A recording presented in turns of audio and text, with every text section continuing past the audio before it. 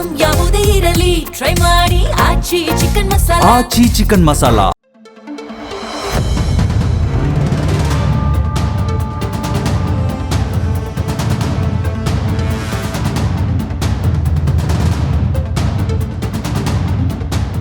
ಉತ್ತಮ ಆರೋಗ್ಯಕ್ಕೆ ತರಕಾರಿ ತಿನ್ನಿ ಅಂತ ವೈದ್ಯರು ಸಲಹೆ ಕೊಡ್ತಾರೆ.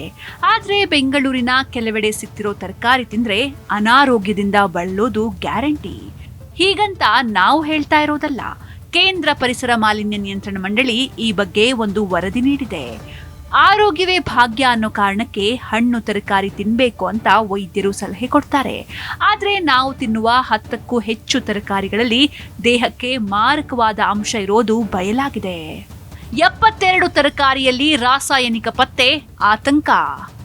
ಈ ವಿಚಾರ ಸೆಂಟ್ರಲ್ ಪೊಲ್ಯೂಷನ್ ಕಂಟ್ರೋಲ್ ಬೋರ್ಡ್ ನಡೆಸಿದ ಪರೀಕ್ಷೆಯಲ್ಲಿ ವಿಷಕಾರಕ ಅಂಶ ಪತ್ತೆಯಾಗಿದೆ. ಬೆಂಗಳೂರು ಹಾಗೂ ಬೆಂಗಳೂರು ಸುತ್ತಮುತ್ತ ಬೆಳೆಯುವ ತರಕಾರಿಯಲ್ಲಿ ಸೀಸದ ಅಂಶ ಇರೋದು ಪತ್ತೆಯಾಗಿದೆ. ಕೇಂದ್ರ ಪರಿಸರ ಮಾಲಿನ್ಯ ನಿಯಂತ್ರಣ ಮಂಡಳಿ, ರಾಜ್ಯ ಪರಿಸರ ಮಾಲಿನ್ಯ ನಿಯಂತ್ರಣ ಮಂಡಳಿ, FSSAI ಮತ್ತು ಕೃಷಿ ವಿಶ್ವವಿದ್ಯಾಲಯದ ಸದಸ್ಯರನ್ನ ಒಳಗೊಂಡ ಸಮಿತಿ ನಡೆಸಿದ ಅಧ್ಯಯನದಲ್ಲಿ ಭಯಾನಕ ಅಂಶ ಬಹಿರಂಗವಾಗಿದೆ. ನೆಲಮಂಗಲ, ಕೋಲಾರ ಮತ್ತು ಚಿಕ್ಕಬಳ್ಳಾಪುರ ತರಕಾರಿ ಡೇಂಜರಸ್ ಎನ್ನಲಾಗ್ತಾ ಇದೆ. ಭಯಾನಕ ಅಂಶ, ಅನಾರೋಗ್ಯದ ಭೀತಿ.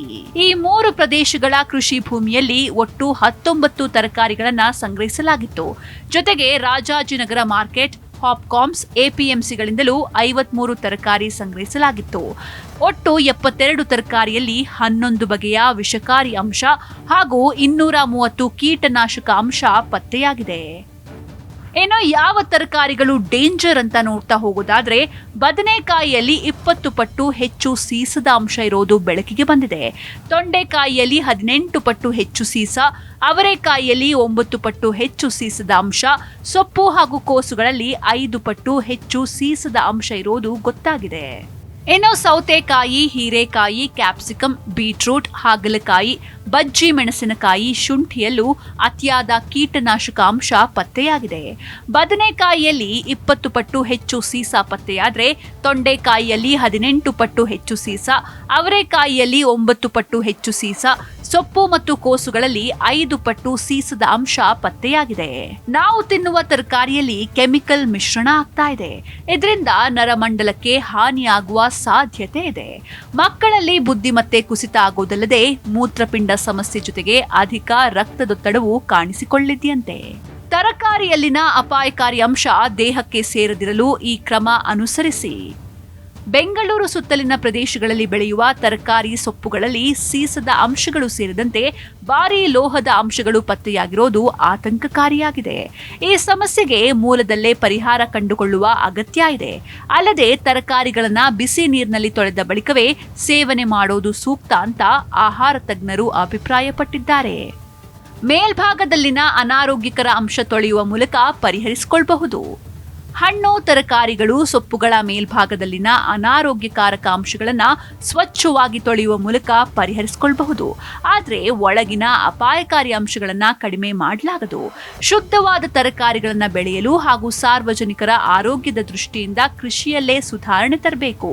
ಈ ನಿಟ್ಟಿನಲ್ಲಿ ತೋಟಗಾರಿಕೆ, ಕೃಷಿ ಇಲಾಖೆ ಸೇರಿದಂತೆ ಸಂಬಂಧಪಟ್ಟ ಎಲ್ಲಾ ಇಲಾಖೆಗಳು ಕಾರ್ಯೋನ್ಮುಖವಾಗಬೇಕು ಅಂತ ವೈದ್ಯರು ಹೇಳ್ತಾರೆ.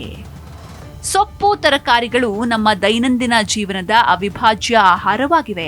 ಉತ್ತಮ ಆರೋಗ್ಯಕ್ಕಾಗಿ ಹಣ್ಣು, ತರಕಾರಿ, ಸೊಪ್ಪು ತಿನ್ನಲು ಸಲಹೆ ನೀಡಲಾಗುತ್ತೆ.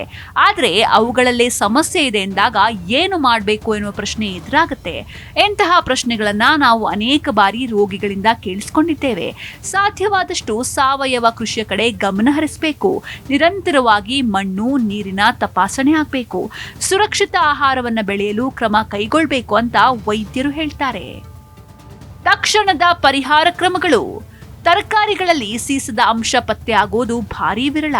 ಆದರೆ ಸೀಸದ ಅಂಶ ಇರುವ ತರಕಾರಿ ಸೇವನೆ ಮಾಡೋದ್ರಿಂದ ಆರೋಗ್ಯದ ಮೇಲೆ ಭಾರಿ ಪರಿಣಾಮ ಬೀರುತ್ತೆ.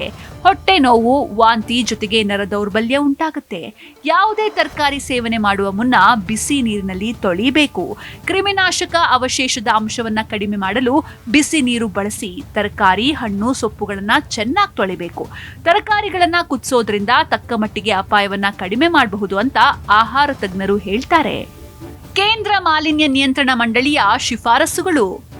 ಕೋಲಾರ, ಚಿಕ್ಕಬಳ್ಳಾಪುರ, ನೆಲಮಂಗಲ ಪ್ರದೇಶಗಳಲ್ಲಿ ಬೆಳೆಯುವ ತರಕಾರಿಗಳಲ್ಲಿ ಸೀಸ ಸೇರಿದಂತೆ ಭಾರೀ ಲೋಹದ ಅಂಶಗಳು ಮತ್ತು ಕ್ರಿಮಿನಾಶಕ ಅವಶೇಷ ಕಂಡು ಬಂದಿರುವ ಕಾರಣ ಅದನ್ನ ಸರಿಪಡಿಸಲು ಕೆಲವು ಶಿಫಾರಸುಗಳನ್ನ ಮಾಡಲಾಗಿದೆ.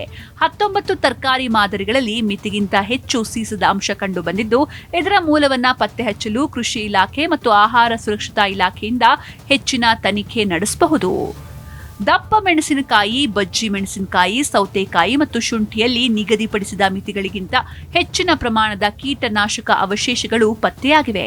ರೈತರು ತರಕಾರಿಗಳಿಗೆ ಅವೈಜ್ಞಾನಿಕವಾಗಿ ಮತ್ತು ಅತಿಯಾದ ಪ್ರಮಾಣದಲ್ಲಿ ಕೀಟನಾಶಕಗಳನ್ನು ಬಳಸುವುದನ್ನು ತಡೆಯಲು ಸಂಬಂಧಪಟ್ಟ ಅಧಿಕಾರಿಗಳು ಕ್ರಮ ಕೈಗೊಳ್ಳಬೇಕು. ಮಿತಿಯಲ್ಲಿ ಕ್ರಿಮಿನಾಶಕಗಳ ಬಳಕೆಯ ಬಗ್ಗೆ ಕೃಷಿ ಇಲಾಖೆಯು ರೈತರಿಗೆ ಜಾಗೃತಿ, ತರಬೇತಿ ಕಾರ್ಯಕ್ರಮಗಳನ್ನು ಆಯೋಜಿಸಬೇಕು. ತರಕಾರಿ ಸೇರಿದಂತೆ ಕೃಷಿ ಉತ್ಪನ್ನಗಳನ್ನು ಬೆಳೆಯುವಾಗ ಹೊಲಗಳಲ್ಲಿ ಕೀಟನಾಶಕಗಳ ಮಿತಿ ಮತ್ತು ನಿಯಂತ್ರಿತ ಬಳಕೆಗೆ ಉತ್ತೇಜನ ನೀಡಬೇಕು. ಪರಿಸರ ಸ್ನೇಹಿ ಕೀಟನಾಶಕಗಳನ್ನು ಬಳಸಬೇಕು. ಸುಸ್ಥಿರ ಮತ್ತು ಪರಿಸರ ಪೂರಕ ತಂತ್ರಜ್ಞಾನಗಳನ್ನು ಬಳಸಿ ಕೀಟ ನಿಯಂತ್ರಣ ಮಾಡಬೇಕು. ಕೃಷಿ ಉತ್ಪನ್ನಗಳನ್ನು ಮಾರುಕಟ್ಟೆಗೆ ಅಥವಾ ಗ್ರಾಹಕರಿಗೆ ಕಳುಹಿಸುವ ಮೊದಲು ಅವುಗಳನ್ನು ಸ್ವಚ್ಛಗೊಳಿಸಲು, ತೊಳೆಯಲು ಆದ್ಯತೆ ನೀಡಬೇಕು. ಈ ಕೆಲವೊಂದಿಷ್ಟು ಸರಳ ವಿಧಾನಗಳನ್ನ ಫಾಲೋ ಮಾಡಿ ನಿಮ್ಮ ಆರೋಗ್ಯವನ್ನ ಕಾಪಾಡಿಕೊಳ್ಳಿ. ಯಾಕಂದ್ರೆ ಆರೋಗ್ಯವೇ ಭಾಗ್ಯ.